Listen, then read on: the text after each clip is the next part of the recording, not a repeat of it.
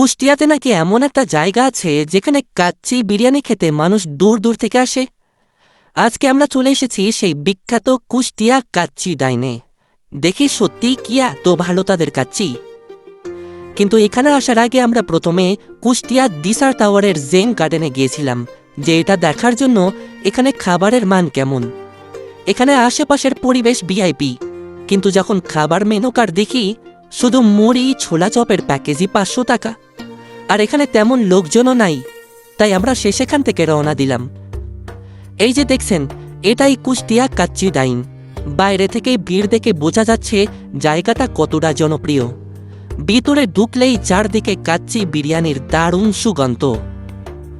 প্রথমে প্রবেশ করলেই চোখে পড়ে সুন্দর লবি, যেখানে রয়েছে হালকা লাইটিং এবং আরামদায়ক চেয়ার।